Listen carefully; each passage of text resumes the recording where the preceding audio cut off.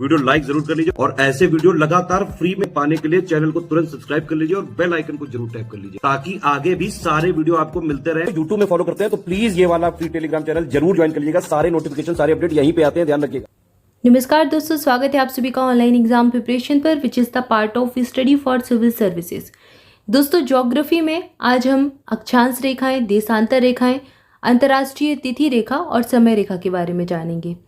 Geography की summary पढ़ रहे हैं, टॉपिक वाइज पढ़ रहे हैं, जिसमें हमने पिछले वीडियो में पृथ्वी के बारे में जाना, ग्रहों के बारे में जाना, इसके बाद उपग्रहों का अध्ययन किया, साथ ही साथ ब्रह्मांड की उत्पत्ति के सिद्धांत भी देखे।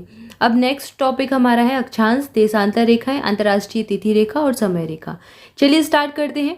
आप सब ग्लोब का अध्ययन करते हैं, आपने ग्लोब देखा ही होगा। इस तरीके से ग्लोब होता है, ठीक है। थोड़ा सा 23.5 डिग्री पृथ्वी अपनी जो है अक्ष पर झुकी हुई है, तो थोड़ा सा तिरछा होता है। अब ये ग्लोब जब आप देखते हैं, आपने ग्लोब देखा ही होगा सभी ने कभी ना कभी, ठीक है। तो ग्लोब पर कुछ रेखाएं खिंची हुई हैं। अब ये रेखाएं वास्तविक रेखाएं नहीं है, ये काल्पनिक रेखाएं हैं। वैज्ञानिकों ने अध्ययन के लिए ग्लोब का अच्छे से अध्ययन किया जा सके, पृथ्वी का अच्छे से अध्ययन किया जा सके, इसके लिए कुछ काल्पनिक रेखाएं मान ली हैं। तो कुछ क्षैतिज रेखाएं हैं, कुछ ऊर्ध्वाधर रेखाएं हैं। जो रेखाएं इस तरीके से आड़ी रेखाएं हैं उनको अक्षांश रेखाएं कहा जाता है। और ऐसी रेखाएं जो उत्तरी ध्रुव को दक्षिणी ध्रुव से मिलाती हैं, इस तरीके की कुछ रेखाएं हैं, ये रेखाएं देशांतर रेखाएं कहलाती हैं, ठीक है। अब इसके बारे में थोड़ा और अच्छे से जानते हैं। भूपृष्ठ पर विषुवत रेखा के उत्तर या फिर दक्षिण में एक याम्योत्तर पर किसी भी बिंदु को पृथ्वी के केंद्र से मापी गई कोणीय दूरी। अब ये मान लो पृथ्वी है, पृथ्वी का केंद्र ये है विषुवत रेखा, इसी को भूमध्य रेखा कहा जाता है। और दोनों तरफ का मिला लें तो इसी को विषुवतीय वृत्त कहा जाता है और सबसे बड़ी अक्षांश रेखा भी कहा जाता है, क्योंकि ये मिडिल से होकर जाती है और सबसे बड़ी अक्षांश रेखा यही बनाती है। अब ये क्या है, पृथ्वी के देखो विषुवत रेखा के उत्तर में, तो उत्तर ये आपका नॉर्थ ही हो गया, ये साउथ हो गया। तो ये विषुवत रेखा, इसके उत्तर में रेखाएं ऐसे ऐसे खिंची हुई हैं, ठीक है। उत्तर में या फिर दक्षिण में याम्योत्तर पर किसी भी बिंदु को पृथ्वी के केंद्र से मापी गई कोणीय दूरी अक्षांश कहलाती है, तो इसको अक्षांश कहा जाता है। इसे अंशों, मिनटों और सेकेंडों में दर्शाया जाता है, ठीक है ना। अब यहाँ पर आप पढ़ते हैं 0 डिग्री, फिर ऊपर 10 डिग्री, फिर आप पढ़ते हैं 20 डिग्री, फिर आप 33 डिग्री, 66 डिग्री, ये ऐसे ऐसे डिग्री में बढ़ता जाता है और इसी से किसी भी देश की अवस्थिति पता चलती है। आप भारत की जैसे भौगोलिक स्थिति को देखते हैं तो अक्षांश देशांतर रेखाओं में ही देखते हैं ना, इतने अक्षांश उत्तरी है, इतने अक्षांश जो है देशांतर दक्षिणी है या फिर अक्षांश में है।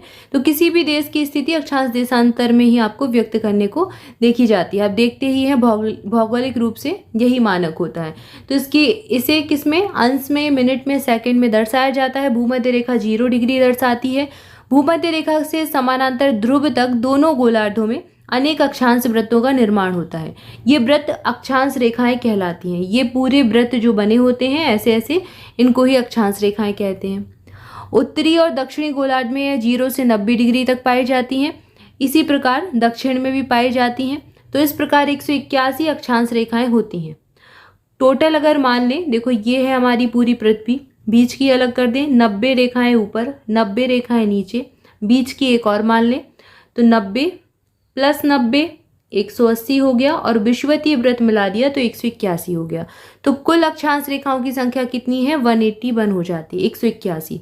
उत्तरी गोलार्ध में 23.5 डिग्री उत्तरी अक्षांश और कर्क रेखा और 66.5 डिग्री उत्तरी अक्षांश उत्तरी उप आर्कटिक ये कहलाता है। और दक्षिणी गोलार्ध में 23.5 डिग्री दक्षिणी अक्षांश दूरी लगभग 111 किलोमीटर है, जो पृथ्वी के गोलाकार होने के कारण भूमध्य रेखा से ध्रुवों तक भिन्न भिन्न मिलती है।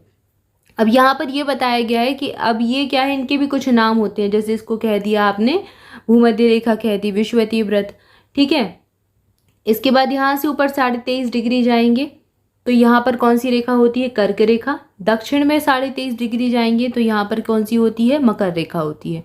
तो ये चीज़ यहाँ पर बताई गई है और इनके बीच की दूरी को बताया गया है। अक्षांशीय दूरी लगभग कितनी होती है, 111 किलोमीटर होती है। इसके बाद देशांतर रेखा के बारे में बात करते हैं। देशांतर रेखा किसी स्थान की कोणीय दूरी जो प्रधान यामोत्तर के पूर्व या फिर पश्चिम में होती है, उसको देशांतर रेखा कहते हैं। अब पूर्व पश्चिम से मतलब क्या है, ये नॉर्थ पोल और ये साउथ पोल, ये वाला, ये एक रेखा, फिर ऐसे रेखा, ये रेखा इस तरफ हो गया पूरब में, इस तरफ हो गया पश्चिम में, तो ये पूर्व पश्चिम में होती है, इनको देशांतर कहते हैं।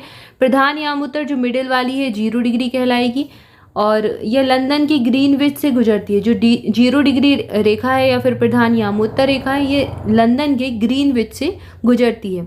0 डिग्री के दोनों ओर 180 तक देशांतर रेखाएं होती हैं, जो कुल 360 हैं।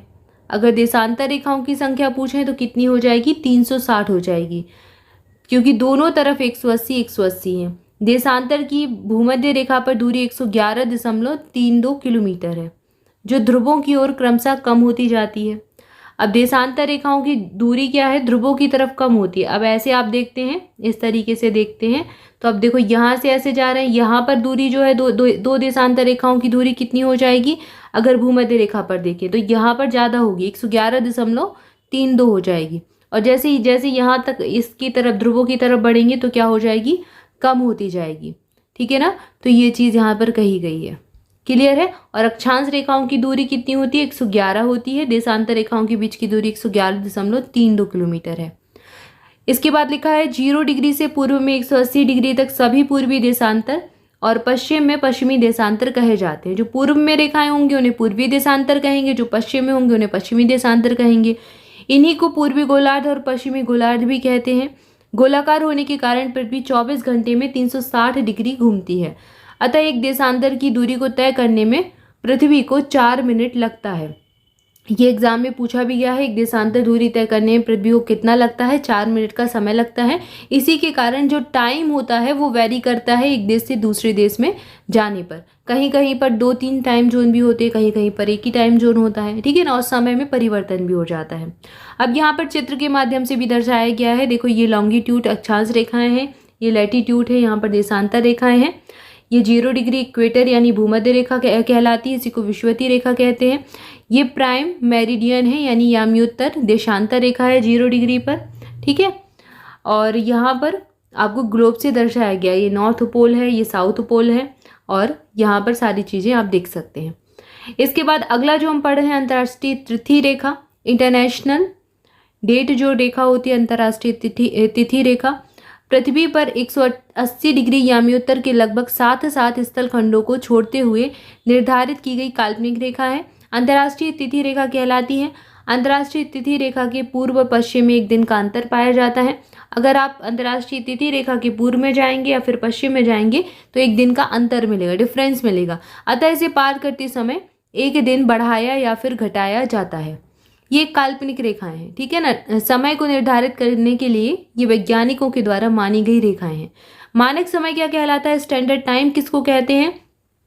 यह किसी देश के मध्य से गुजरने वाली याम्योत्तर का माध्य होता है, जो स्थानीय समय की असुविधा के कारण संपूर्ण देश के लिए लागू माना जाता है।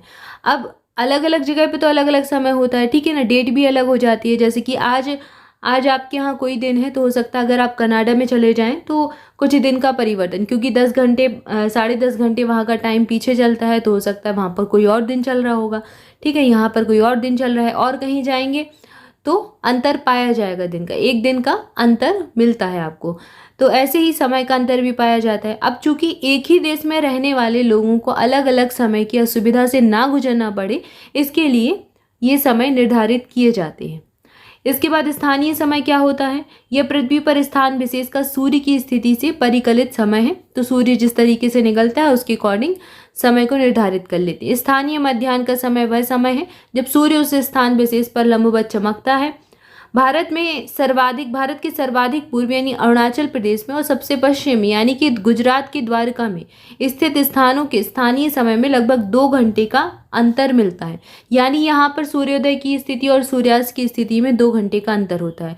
सूर्योदय अरुणाचल प्रदेश में जल्दी हो जाएगा, फिर पश्चिम में धीरे से होगा। ठीक है ना? 2 घंटे का अंतर पूर्व और पश्चिम में भारत में भी पाया जाता है। तो सूर्योदय सूर्यास्त की स्थिति से स्थानीय समय निर्धारित होता है। मानक समय स्टैंडर्ड टाइम जो आप निर्धारित करते हैं संपूर्ण देश के लिए वो होता है।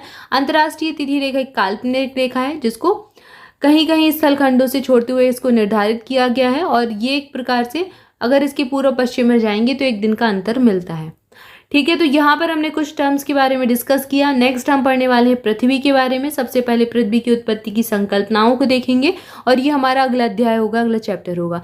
आज की वीडियो में इतना ही, इसके आगे नेक्स्ट वीडियो में देखेंगे। तब तक के लिए आप सभी चैनल के साथ जुड़े रहें, वीडियो को लाइक जरूर कर दें। Thank you for watching this video. Thank you so much.